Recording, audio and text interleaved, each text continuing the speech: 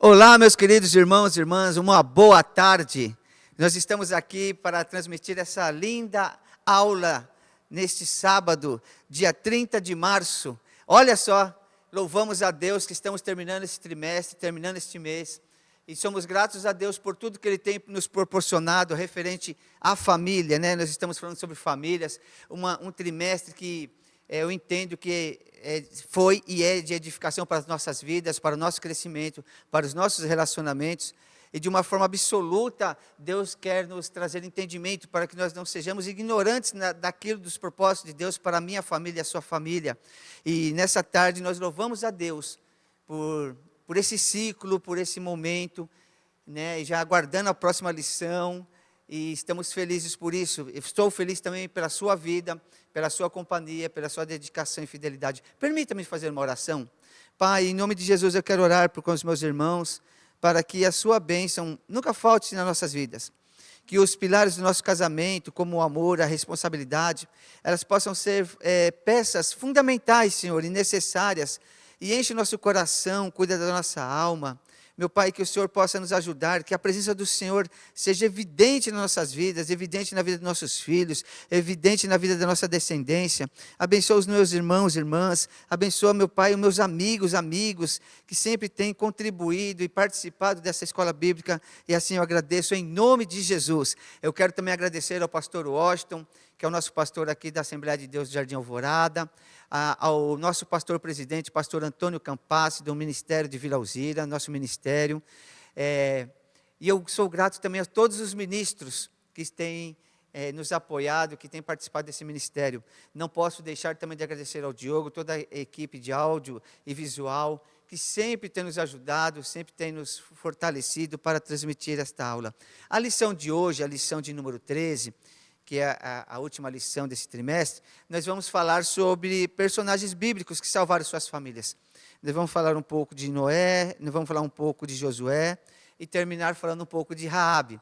Mas o que eu quero trazer nessa tarde para nosso entendimento, é que cada discípulo de Cristo, ele tem a responsabilidade, ou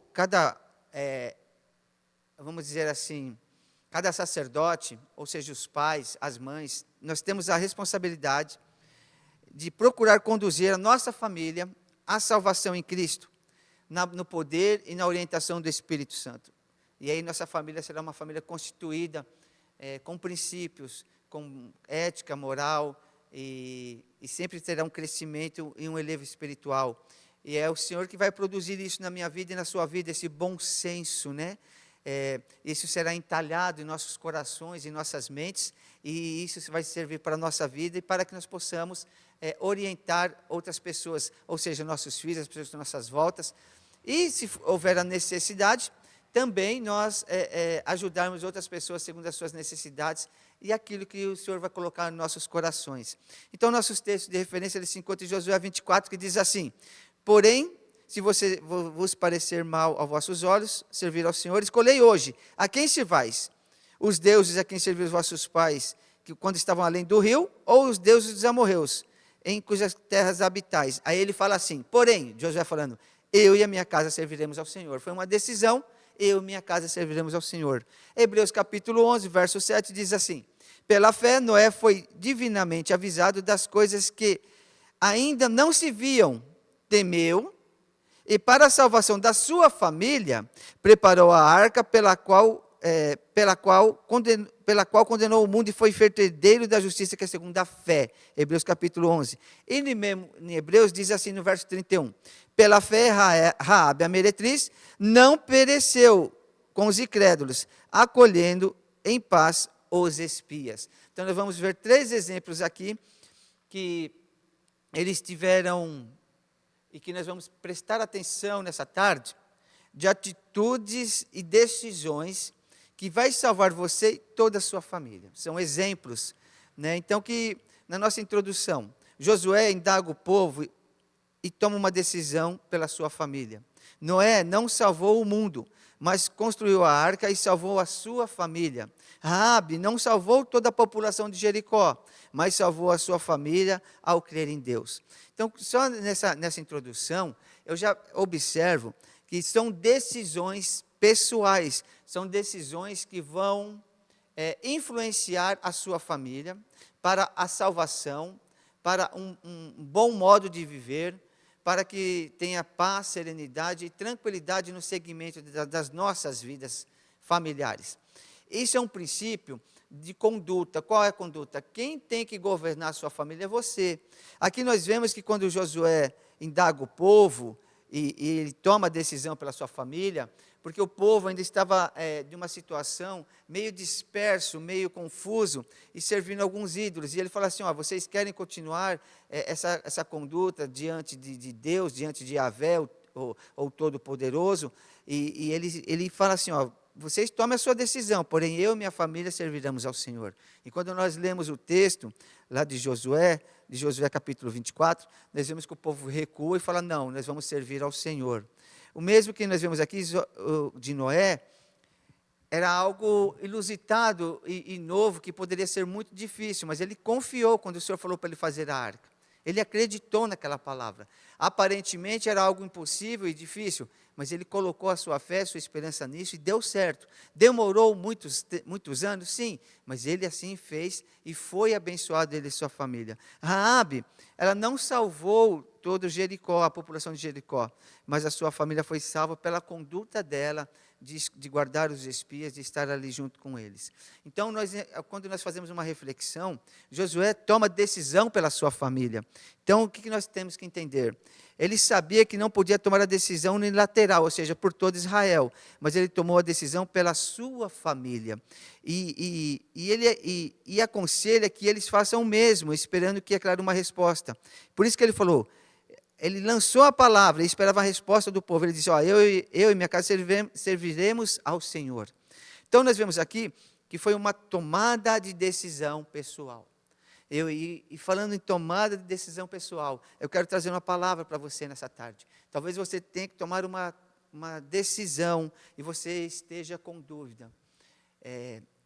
São situações que muitas vezes nós temos que tomar decisões e muitas vezes parecem algumas coisas meio encobertas e duvidosas, mas busca a orientação de Deus. Deus vai trazer para você, através do Espírito Santo, através da sua comunhão, da sua espiritualidade, da busca da presença de Deus, estratégias e orientações para você e eu, nós que estamos aqui, tomarmos as decisões corretas, né, para que isso também...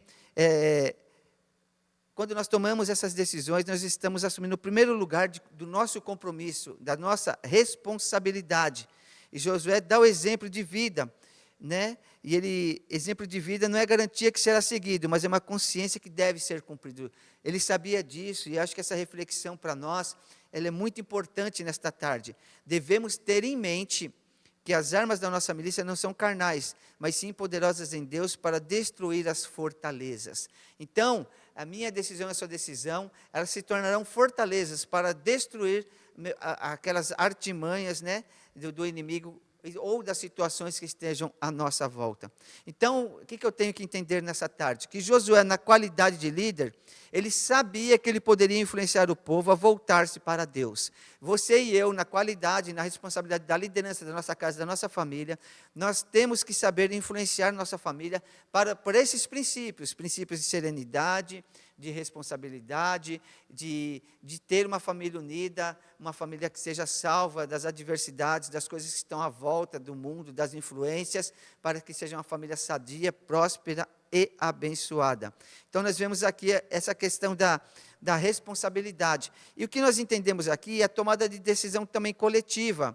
Uma das coisas mais lindas e importantes que temos na vida é a nossa família. Então, quando nós começamos esse trimestre falando da família, falamos vários assuntos da família, e ela traz para nós, nos chamando a responsabilidade de governar a nossa própria casa, que é um requisito de Deus, que nós devemos governar a nossa casa. E não adianta ser bom para as pessoas de fora, se você não for bom para a sua família. Olha o que diz, vamos lá, 1 Timóteo 3. Vamos ler aqui 1 Timóteo 3. Estou muito feliz porque Deus tem nos ajudado, irmãos. Deus tem nos abençoado. E a gente compartilha essa alegria com os irmãos. Porque é o Senhor que nos sustenta. Não somente a minha casa, como a sua.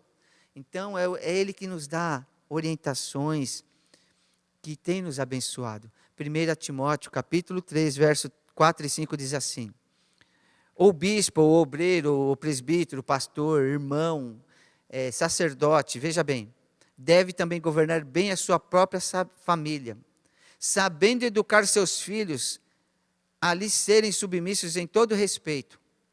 Porém, se alguém não sabe governar a sua própria família, como poderá cuidar das coisas de Deus? Então aqui é uma exortação.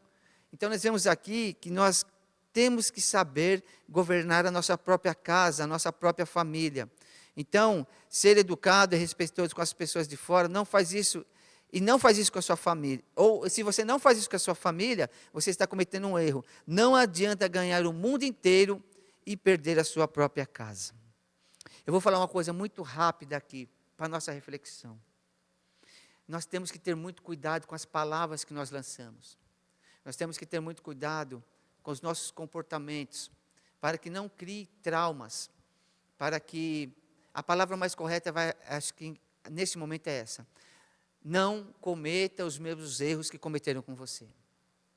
Procure sempre estar se policiando, para que as palavras não entrem como uma flecha, como um dardo no coração das pessoas, e assim elas fiquem feridas. E com o decorrer do tempo, essas feridas se abram e venham se relembrar, a consciência venha trazer essas tristes lembranças. Talvez você passou por alguma coisa e você hoje precisa ser curado. Eu quero trazer uma palavra para o seu coração. Primeira coisa para ser curado é o perdão, é a reconciliação. Então eu acho que é um momento de reflexão nessa tarde, para que nós escolhemos quem nós vamos servir. Vamos servir a Deus ou vamos servir as mágoas, as afrontas, as coisas tristes que nós passamos? Então nós temos que ter uma tomada de decisão acertada.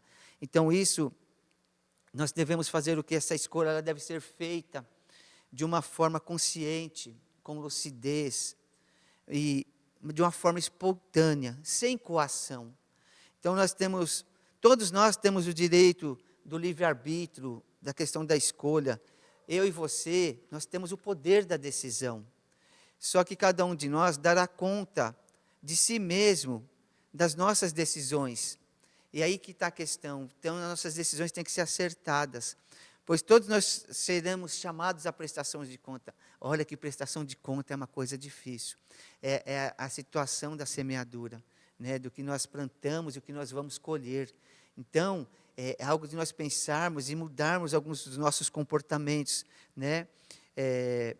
Deus não deseja que ninguém seja forçado, obrigado a aceitá-lo, a adorá-lo, ou lhe prestar um culto, né? Mas nós temos que ter a consciência de tomar a decisão diante de Deus, diante da sociedade, da família, independente da aceitação ou não. Essa é uma decisão minha e sua. Então, a nossa obrigação, como família, é maior do que de todos, pois para isso que Deus te escolheu, chamou você, para nós cuidarmos deles. Então, é um pré-requisito de uma responsabilidade que hoje ela tem que ser franca, né? E para que nós tenhamos um futuro próspero e abençoado. E essa conduta de Josué fez a diferença sobre todo Israel e acabou influenciando outras pessoas e levando outras pessoas a deixarem os maus hábitos, os maus costumes, deixar o pecado, a idolatria e servir ao Senhor. Então, um líder, um chefe, uma pessoa que está à frente da sua família ou de um grupo, ele tem que tomar as decisões, essas decisões têm que ser acertadas, para que ele possa ajudar outras pessoas. Guarde esta palavra no seu coração. E agora nós vamos falar um pouquinho, Josué tomou a decisão acertada ao servir a Deus juntamente com a sua família. Então foi isso que nós falamos agora. Quando Noé salva a sua família ao construir a arca, olha que interessante. Deus manda Noé construir a arca e dá as especificações. Deus foi um engenheiro e projetor, e Noé é o executor do projeto. Por que isso? Em Gênesis 6, 14 a 16, diz assim, porque Noé achou graças aos olhos do Senhor. Noé era um homem justo, íntegro em suas gerações, e andava com Deus. Noé fez tudo conforme Deus lhe ordenou. O Senhor continuava querendo colocar o seu povo na arca. O Senhor continua querendo colocar o seu povo na arca e fechar a porta por fora. A arca só tinha uma porta, tipifica Jesus, a única porta da salvação. Então nós vemos aqui que quando veio essa ordenança, que está lá no livro de Gênesis, a partir do capítulo de número 6, nós vemos esse simbolismo da família e da arca, que a arca representa a proteção, representa o livramento. Então, a arca de Noé, ela vai nos trazer uma compreensão para a minha família e sua família, de renovação, de restauração, ou seja, de uma proteção divina, que é um abrigo, é um refúgio de salvação. Ou melhor, eu posso acrescentar nesta tarde, que é um símbolo de aliança e a presença de Deus junto à minha vida, à sua vida, à nossa família e ao povo de Deus, que é um povo escolhido, que simboliza hoje a igreja.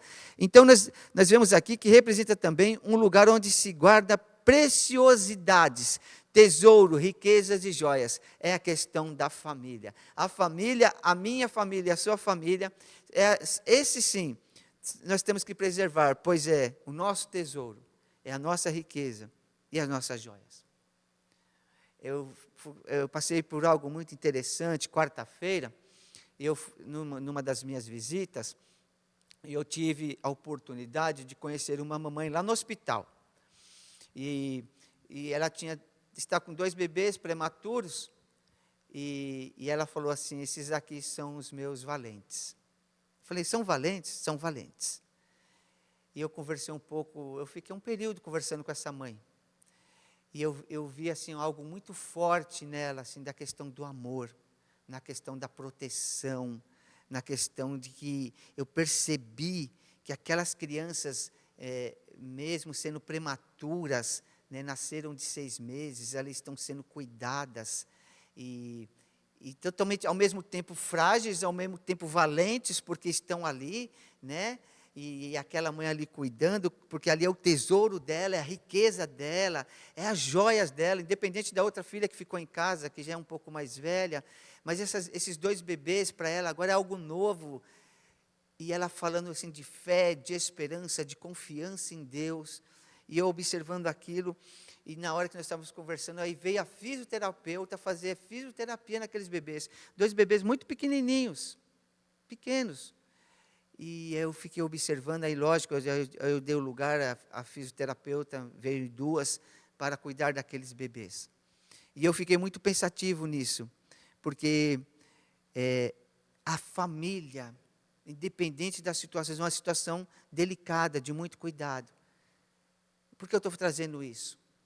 Porque Deus, Ele pode trazer as famílias de diversas formas, e os cuidados que Deus vai preparar para nós prestarmos o amor, prestarmos o cuidado, mostrarmos que nós somos pessoas que realmente acreditamos na renovação, na restauração, no refúgio, na presença de Deus nas horas da dificuldade, a confiança manifestada. Família é isso. Então, ela tem um esposo, ela tem uma outra filha, mas ela está lá. Então, o que eu quero trazer para você nessa tarde? As dificuldades que nós venhamos a passar, nós temos que falar igual o salmista: eleve meus olhos para o monte, de onde me virá o socorro? O meu socorro vem do Senhor. Aleluia, é Ele que guarda a minha família, é Ele que guarda a sua família, independente das situações. Não desanime, não desista, porque o Senhor é que vai nos ajudar, vai nos dar entendimento, inteligência, para tomarmos as decisões corretas diante das adversidades e dificuldades. Talvez você esteja num desafio, mas nessa tarde, guarde essa palavra no seu coração. Esse desafio não veio para te matar e te destruir, mas ele veio para te fortalecer. E quando eu e você passar, aí nós vamos glorificar o nome do Senhor e testemunhar. Então nós vemos aqui que muitas foram as dificuldades enfrentadas por Noé e sua família.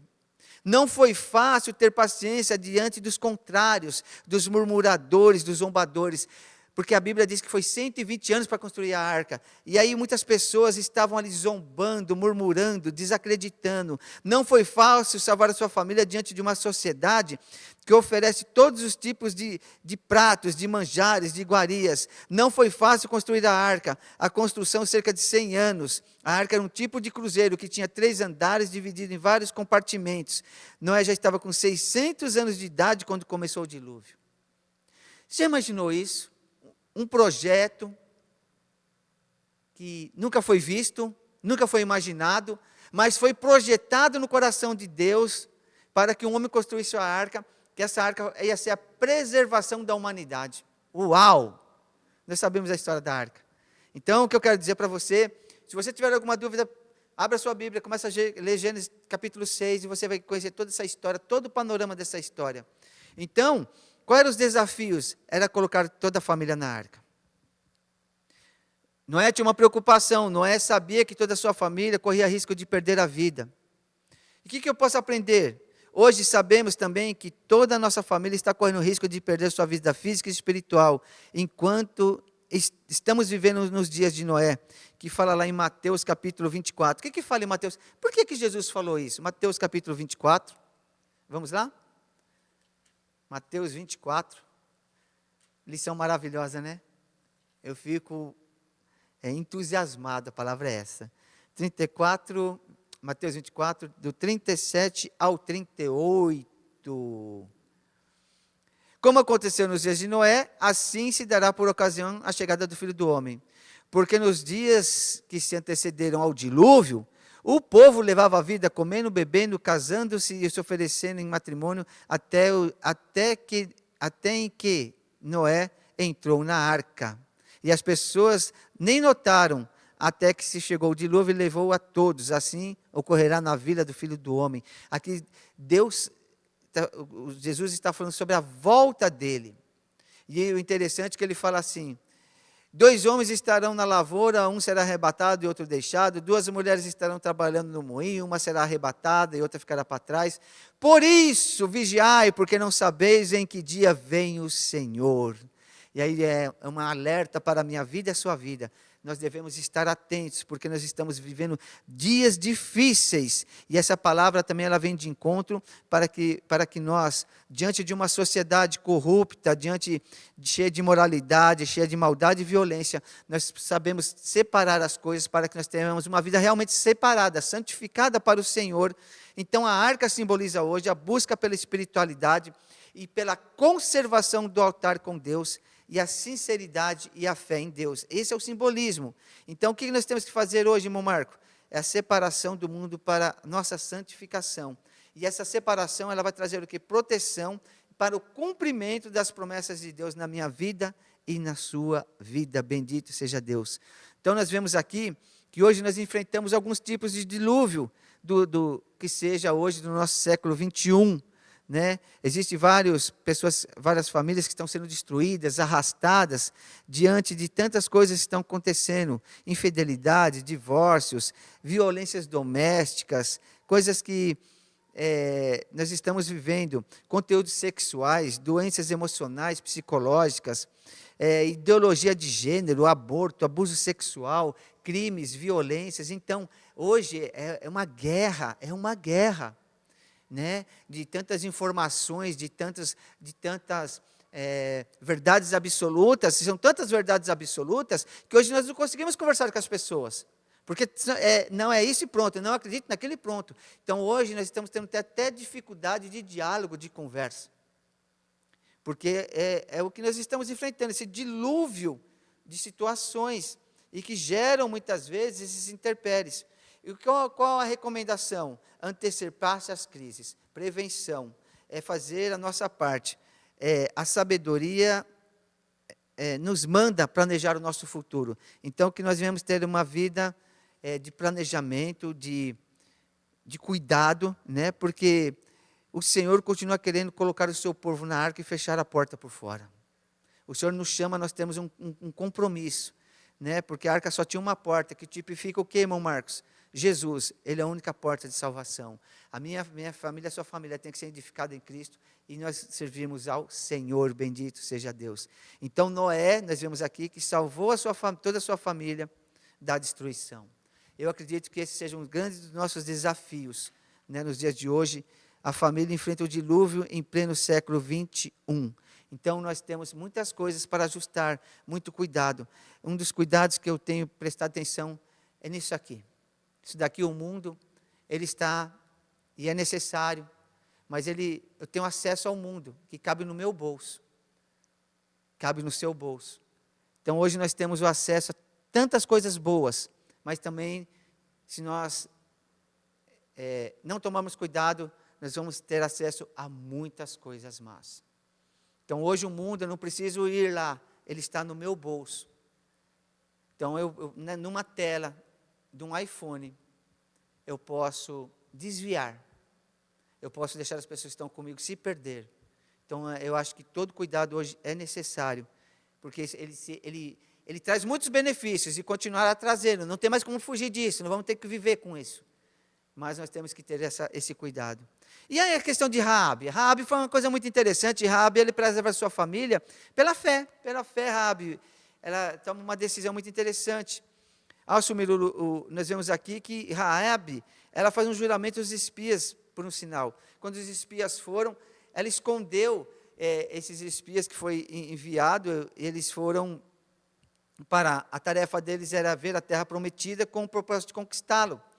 E eles foram parar na casa de uma meretriz, que era chamada Raabe, ou seja, prostituta da época, essa meretriz. Porém, o que aconteceu? Raabe os ocultou e ajudou os espias a observar a Jericó, mas numa troca onde a sua vida seria poupada e também teria a promessa estendida aos seus familiares. Então, nós vemos aqui que a conduta dela de apoiar, de ajudar, fez toda a diferença. E aí houve um juramento, e esse juramento era assim, para da preservação. Raabe pede um sinal certo aos espias. E aí o que nós precisamos deixar claro? Que as condições sugeridas, que ela fala assim, vida por vida. A vida deles respondia pela vida dela e de seus familiares. Ou seja, ela guardou, preservou eles, e aí ela entra debaixo agora de uma promessa, de um juramento, que ela e a família dela também seriam poupadas. O que eu quero dizer nessa tarde? Raabe, ela recebeu os espias em Jericó, em sua casa, sobre os muros, e esconde no terraço entre as canas de linho colhido e colocadas para secarem, que elas estavam empilhadas. Esse fato está em Josué capítulo 2, você pode ler lá o capítulo 2 de Josué, você vai entender essa história. Aí um ato de bravura em meio a uma situação nebulosa, ela teve um ato de bravura, de amor, de conduta, de recepcioná-los, e ela, nesse ato dela, Raabe arriscou a sua própria vida e a sua própria família para salvar aqueles homens. Agora, pela escolha de Raabe, ela não só salvou a sua vida, como também recebeu de Deus o perdão dos seus pecados e o livramento para ela e sua família. O que eu quero dizer? As nossas condutas, as nossas atitudes, eles vão trazer benefícios para nós. Então, o que eu venho aqui? Raabe reconheceu que Deus estava com seu povo. Então, Raabe entendeu que nesse momento, ela estava debaixo de uma bênção e ela foi salva, entendeu o plano de Deus para o seu povo. Figuramente, é como uma pessoa hoje, cheia de mazelas e de pecados, aceitar Jesus como seu Senhor e Salvador. A Bíblia diz que quem confessa suas transgressões e deixa, alcançará misericórdia. Aleluia. Provérbios 28, verso 13. O seu passado será apagado e lançado no mar do esquecimento. Segundo Coríntios, capítulo 5, verso 17. Quem está em Cristo, nova criatura é. As coisas velhas se passaram e eis que tudo se fez novo. O que está lá atrás, nós não vamos, esquece. Nós não conseguiremos mais mudar, nós vivemos o presente, porque o futuro nós não temos condições de realizá-lo, ele está no futuro. Então, viva o dia de hoje, esse dia foi o dia que Deus preparou para mim e Deus preparou para você, um dia de bênção, um dia de livramento. Então, quem confessa as suas transgressões e deixa, alcança a misericórdia do Senhor. Guarde essa palavra para o seu coração, para a sua família, para nós direcionarmos a nossa família, a nossa modo de viver, diante das dificuldades e adversidades. Você está debaixo de uma promessa, você está debaixo do cuidado de Deus. Raabe entendeu isso, guardou os espias e entrou debaixo da bênção. Aleluia. E ali houve uma coisa assim, as nossas escolhas, elas vão determinar o nosso futuro. Isso que eu e você nós temos que fazer. A escolha é feita com liberdade, mas todos nós devemos arcar com os resultados. Então, as nossas atitudes, sendo sábias e inteligentes, moldadas e conduzidas por Deus e pela sua palavra, elas vão trazer bênçãos, livramento e proteção. Não temos condições de mudar a história da nossa casa ou da nossa família. O nosso exemplo fala mais alto do que as nossas palavras no seio da nossa família. Então, o que nós temos que fazer? orientar, conduzir as pessoas, porque muitas vezes nós não vamos conseguir mudar as pessoas que têm que mudar por si, entenda? A nossa atitude vai fazer que as pessoas nos acompanhem e sejam abençoadas. Então, toda decisão certa será confirmada pelas atitudes. Não adianta dizer que é fiel a Deus se as ações não confirmam o que você fala. Tomamos muito cuidado nessa tarde. É um perigo a omissão dos pais em relação aos filhos e dos filhos em relação aos pais.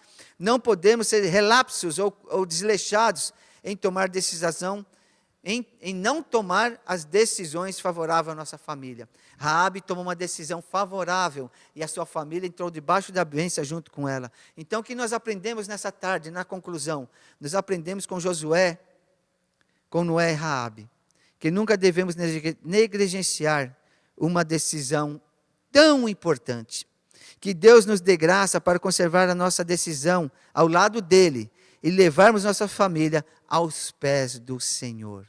Então, nessa tarde, o Senhor ele está falando conosco, que as nossas decisões, que as nossas atitudes sejam respaldadas pela vontade do Senhor. E nessa tarde, meus queridos irmãos, nós terminamos essa lição. Família, um projeto de Deus, moldando lares estruturados, saudáveis e estabelecendo um legado de valores segundo a Bíblia Sagrada. Nós somos gratos a Deus, porque nesse trimestre o Senhor nos agraciou. Eu agradeço aos professores, o Hélio, ao Ismael, e todas as pessoas que estão envolvidas nessa escola bíblica. Todas. Eu não vou tentar lembrar o nome de coisas que eu posso esquecer de alguém e cometer esse erro. Mas que Deus te abençoe, que Deus te ilumine, que Deus guarde você e sua família. Assim como eu quero também, desejo que Deus me oriente, me conduza e abençoe a minha família. Breve nós estaremos iniciando uma nova lição. Conto com você, com a sua participação. Que Deus te abençoe, te ilumine. Nós estamos aqui na cidade de Santo André, São Paulo, na rua Dracena 202. Venha nos fazer uma visita. Nós estamos aqui na terça-feira, nós temos o culto de ensino. Na quinta-feira, nós temos um culto de oração chamado Eu e Ele a Sós. É um momento de oração, de comunhão. Aos domingos, nós temos 2 cultos. Um às 9 horas da manhã e um às 18 horas. Venha nos visitar, você é o nosso convidado. Que Deus vos abençoe e esperamos você no próximo trimestre, em nome de Jesus. Um abraço e até mais.